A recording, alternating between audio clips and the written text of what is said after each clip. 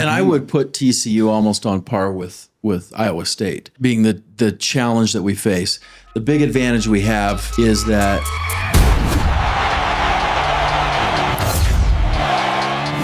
welcome back to All In on Blue. I'm David with Taylor, Keith, and BJ, a Beehive broadcast production.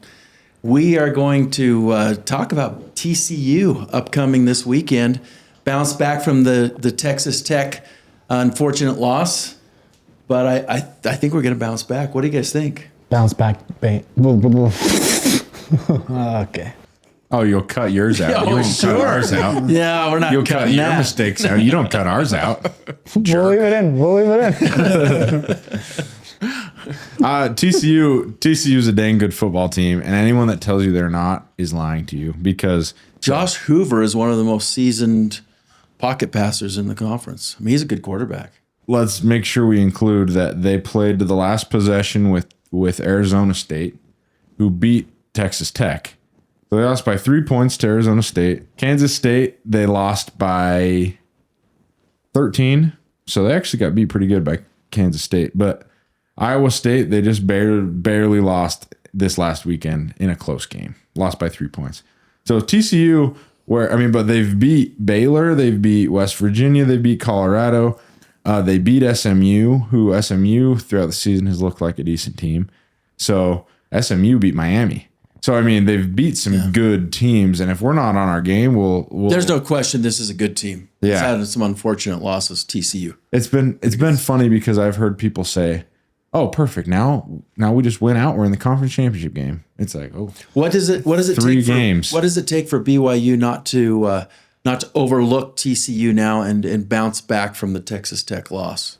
Well, I think we're almost in a better position to not overlook them, because we can't have a loss at this point. Like, if we're going to control our own destiny, we need to get up and get off the bus, like we were talking about, for every game from here on out. Yeah. And I think sometimes when you're flying high and you face a team like Texas Tech, or sorry, not Texas Tech, TCU, you feel like you're coming in and, it's going to be an easy game. I think when you're coming off a loss, you know you've got to come hard and gain the respect of everyone back that thought you were a great team, and you let them down. As long as they didn't lose their confidence. Right now, a lot of the nation is calling us frauds. mm-hmm. And so I think BYU is going to want to show we're not frauds. TCU is a good enough team that if we can, run up the score on them, look dominant, people are going to say, okay, this BYU team, maybe just Texas Tech is better than we thought, or they just had a bad game against Texas Tech.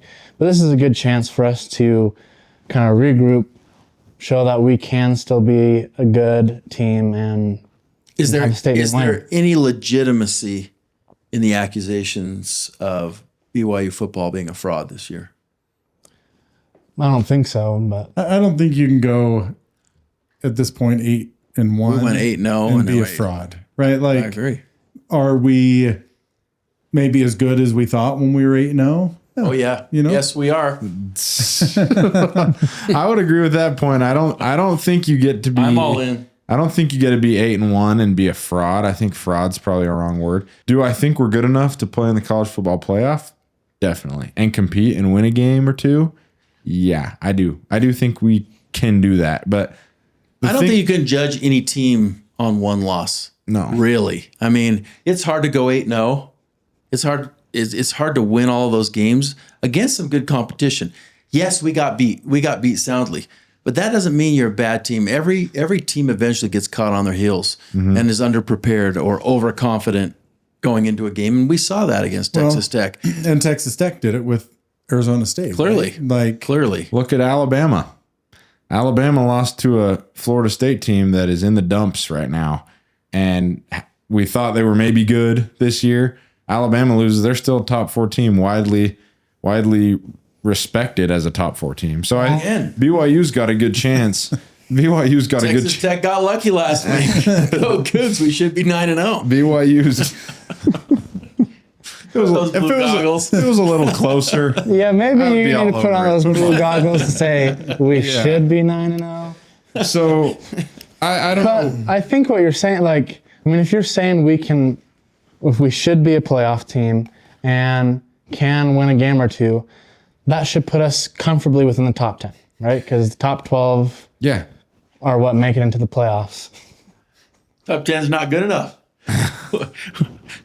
We should be top 2 right now, Oh, David. behind Texas Tech. The blue goggles are getting to you. All right. There goes our credibility for the show. No, but I am all in on blue.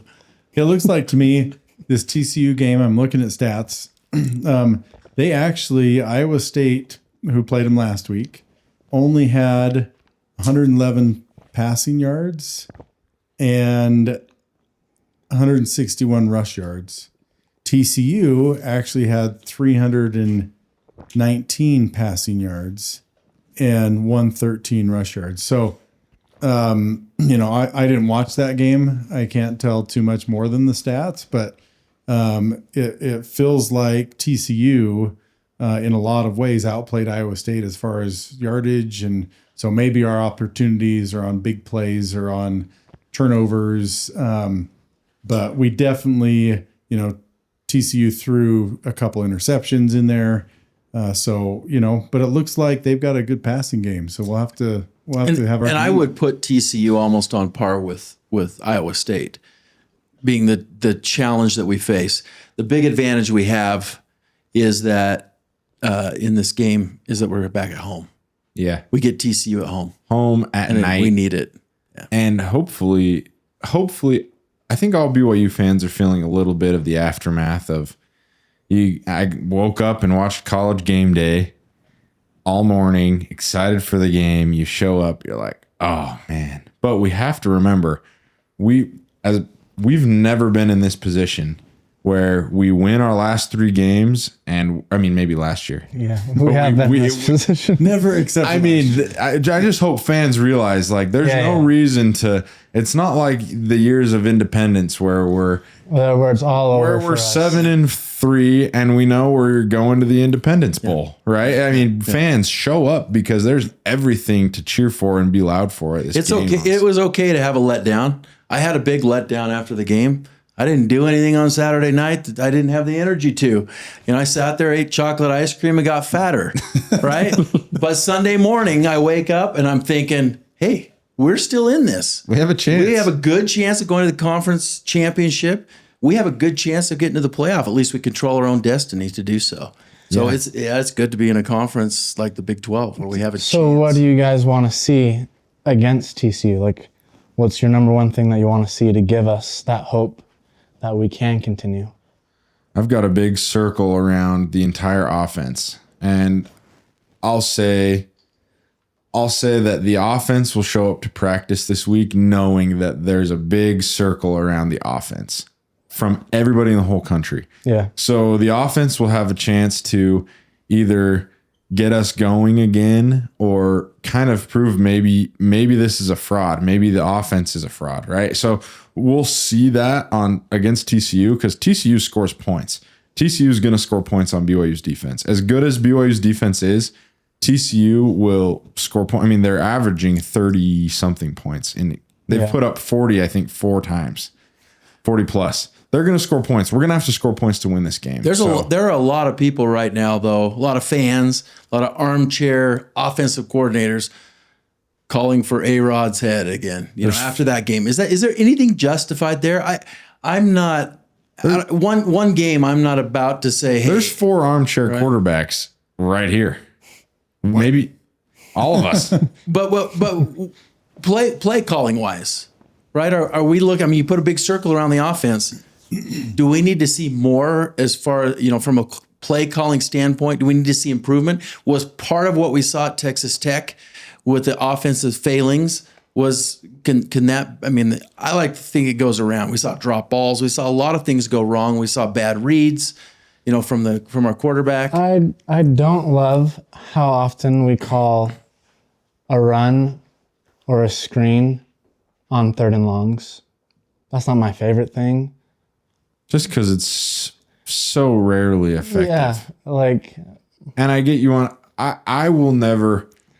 Aaron Roderick has proven he's earned our trust. Right. We And can't be. we have to remember Zach Erickson last week came on and was talking. He was raving about how well Aaron Roderick and Matt Mitchell have done with Bear Bachmeier and getting the most out of Bear Bachmeier. Yeah. So there will be times when we'll say, oh, you need to throw the ball more down the field. But they know Bear so well. They do. They know Bear better than anybody who's sitting on their couch watching the football game, right? So yes, we'll say, oh, why are we doing this or that? But also they understand him a lot more than we do. And Aaron Roderick has deserved our Well, trust. you take that Texas Tech game, and there was a wind, right? You couldn't see that on TV. They talked about it.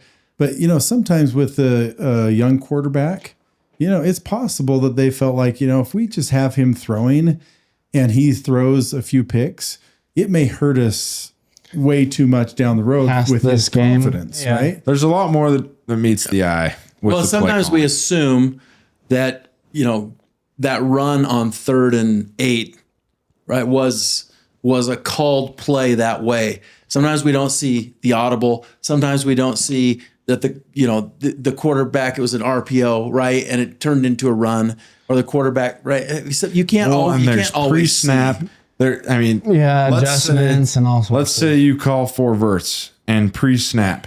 The 2 safeties shift from being in cover 3 to cover 2. All of a sudden, Bear's like, every single time I do this, it's an automatic check to the check down. Yeah. Right. And Right. So yeah, we had the right play called, but I'm not going to throw 4 verts into cover 4 or cover 2. It just doesn't really always work out how. And Texas Tech's defense, we've talked about it.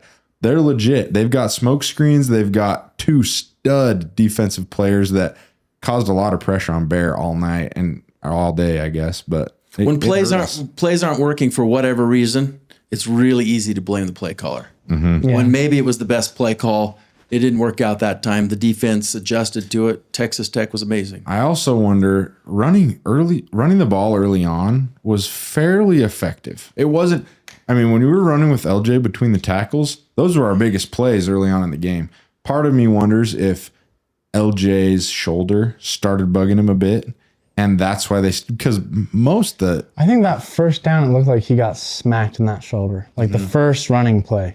yeah, And LJ is key to us having any sort of chance yeah. in any of these games, let alone the conference championship and the playoffs. Well, I almost wonder, do you hope we think get it's Moa back. worth, like if it is hurting him that much, pulling him or not starting him unless it's like, okay, we need you to come in to help us beat TCU, but see if we can do it without to have him healthy yeah, and the I conference don't know. It depends championship. what's wrong with his shoulder. Yeah. We don't know. Yeah, I don't know what's wrong. yeah, We don't know details. yeah. So But Moa is supposedly getting close too. Maybe we'll get Moa. We can have Moa and LJ healthy. another thing that was overlooked season. because of the lacklusterness of the offense, JoJo's back, and he looks like he's a step. Chase Roberts is a very good receiver. JoJo's got the speed and the size and the length that maybe Chase's got good size, but JoJo's a step ahead of Chase as far as speed, that. athleticism. Yeah. So not that But Chase is an athlete. maybe not hands yet. Yeah, I mean, we didn't see too much of him, but I'm glad JoJo's back. Yeah. Had the drops, but not characteristic of him, right? So To have that big 3 though, when you've already got Kingston and Roberts on the offense to catch balls from Bear, and now you throw JoJo in the mix, that's another weapon the defense has got to deal with, because you can't just ignore the 6'5" receiver that's standing on the outside opposite of Chase Roberts. Who are you going to guard, right? Who you're putting your best guy on. So I'd would like you to see us rather- pass a little bit more to Carson Ryan too. yeah, depends on what's available. Check down, but it seemed like there were more opportunities in that Tech game to get him open. Maybe not. It's hard to tell. I did notice we were leaving him in the blocking scheme a little more than we haven't passed. Just because I think we had our hands full. Yeah. Yeah. And we knew we would. Getting overwhelmed. Yeah. So I agree though. Against TCU, would you guys rather see kind of our run game take off or our passing game take off? What do you think is going to be bigger for our success going Run forward? game. Run game? I have yet to see Bear dice up a defense with his arm. I mean, you've seen glimpses of it, but I want to see. Drives, yeah. I do think the run game is probably more important to an overall team success, but I want to see Bear have a huge day with his arm. When Bear shows me a huge day with his arm, I'm really excited about what we Yeah, but the have run with game Bear sets Bachmeier. that up, and we're built to run the ball. Well, I would agree with you, David. I think, well, just what Taylor said, it's more important maybe to run, but I think for Long term. my long term and us having a chance at the, beating Cincinnati, beating in a Big 12 championship game in a playoff, I think we need to see Bear's arm also making big plays. We'll see him think get not back only to confidence Bears in his arm- passing game that maybe he lost in Texas Tech a little bit. Yeah, I was going to say Bear's arm and also our receivers. Like, I think all of them need maybe a confidence boost after that game, more so than LJ needs. Because the way you framed your question was, what's going to be more important to the long-term success? Yeah. We know we can run the football. Our offensive line's proven it, right? I don't think that the Texas Tech game makes our offensive line and our running game, our running backs think, oh, we can't run the football. But I do know that if we can't throw the ball effectively in these bigger games, right? TCU is the biggest game we have on our schedule right now. But if we are fortunate enough to get to Arlington, play in Cowboy Stadium against Texas Tech, once again, we're not going to win the football game unless we can figure out some major work in the air. And that is what these next 3 weeks I want to see is Bear become so confident in the pocket that he knows if it turns into a shutdown run game, I'm making it work with my arm. He's got that confidence to do that. Well, TCU is capable of scoring a lot of points, but I don't think they haven't faced a defense like BYU's defense, and so I think they're going to struggle a little bit more to move the ball, but their offense is very, very capable. Where I think we have an advantage is our offense against their defense. If our offense can bounce back, both in the passing game and the running game, I think we'll be able to move the ball on TCU and score some points. And we kind of mentioned in our last episode how impressive the defense really was. They wreaked some havoc against a good Texas Tech team, held them to 5 field goals. And a good offensive line. And a good offensive line. I mean, our defense, when the score didn't end up being what we thought, there was a lot that went into it, right? But Jack Kelly looked like he was back with a vengeance from his injury. Yeah. Glasker looked really good. Our defensive backs Mooney looked good. Yeah, and Satuala always looks good. All over our defense, as much as it's hard to find a lot of good out of that Texas Tech game, the defense looked great for the positions they were constantly put in, right? You think about that, and it's like... The defense put us in a position to win. Like, if we could have scored we have in the past, that was a very winnable game from our defense, setting us up for that. Yeah. Especially being in the hole and getting it, in short field, like almost every time.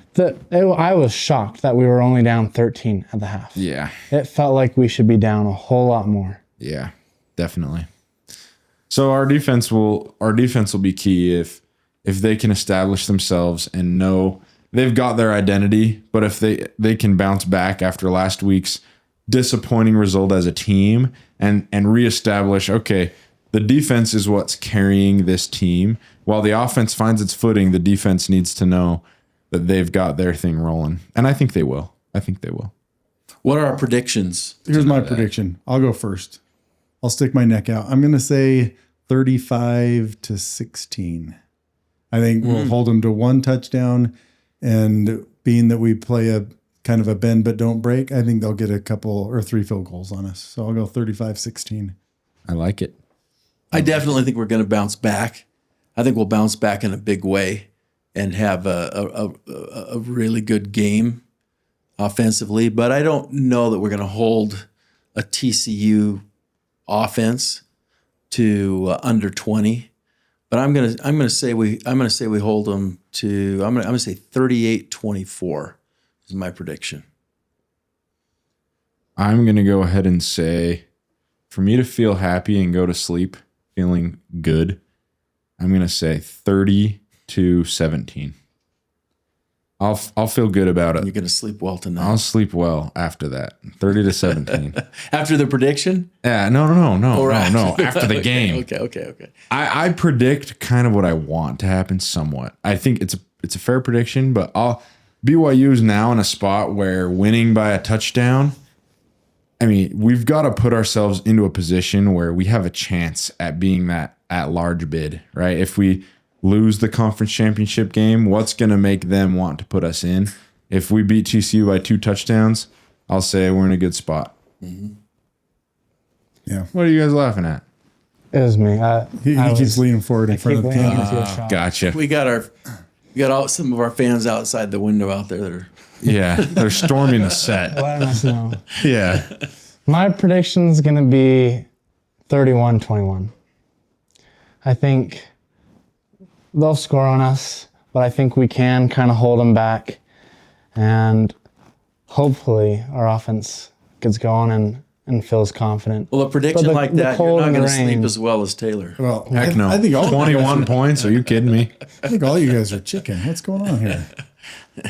Yeah. Give me those goggles. Yeah, take the goggles. Well, I think Isaac is the current belt holder. So since none of us got it for last week because we all picked the wrong winner, but Isaac will give it to one of us. I think it'll be me. Good prediction. I just think, here's what I think. I think BYU is going to come back and be not just wanting to win. I think they're going to be a little angry at how they performed. I think they're coming out really strong this game. That's a good argument. Yeah. That is a good argument. And we've got to prove ourselves. If we can't beat TCU by a good amount, then maybe we don't deserve to, maybe what do we deserve? We got to go prove that. Well, back to our conversation early in the season, right? Like, this is a game. If we can't, I don't know that we can beat Cincinnati if we can't win by a good margin against TCU coming off a big loss, right? We should be angry. We should be able to come out and dominate a game. So I do think in this game, though, that yes, the offense is going to bounce back, but I think we're going to see maybe a huge defensive game too based on what we did against Texas Tech. I think our ability to add pressure and get some sacks, I think, is going to continue. I mean, we were able to surprisingly against a obviously very, very good Texas Tech team, get some penetration in the backfield and disrupt some things. If we can do that against Texas Tech, we'll see it again. I think their confidence on our defense is just boosted by that game. And Jay Hill was more willing to bring some pressure because our back end's been playing phenomenally. Mm-hmm. We had a few there. I mean, there was there were a couple big plays where we were just this close. I mean, we were in good position. The ball was just placed perfectly. I mean, our back end's playing really well. I think they're the number one explosive play Texas Tech offense in the country. Yeah. So, I mean, the fact that I think they had 5 explosive plays, I think is what they were showing us. That's pretty solid. Yeah. All I want to say is BYU, whatever Jay Hill gets offered, please just match it. Just match it. Whatever we can do, whatever we can do to keep that man here, because Jay Hill, we love you. I'm gonna name my child after you. Rename. Just BJ. My prediction is that you won't. Just kidding. No, Jay. This might be a little bit of a side note, but Jay Hill will get offered. He will receive a phone call on all of these big jobs. I won't be surprised at all. I mean, I've seen his name thrown around in the Penn State. I've seen his name thrown around in all in these big jobs that are opening up around the country. Jay Hill's going to get a phone call, and BYU's going to have some big decisions to make. Mm-hmm. So continue to help the Texas Tech fans with their GoFundMes, but also pocket a little bit of change for the NIL at BYU. Don't forget, Jay Hill, we need you. Yeah. I mean, donate to the show. I've been working a lot of free hours. All right. Well, it's been a good show. It's been a fun show. And we are the podcast that rocks, the podcast that never stops. We are All In on Blue, and we will see you next time. Thanks for watching. Oops, I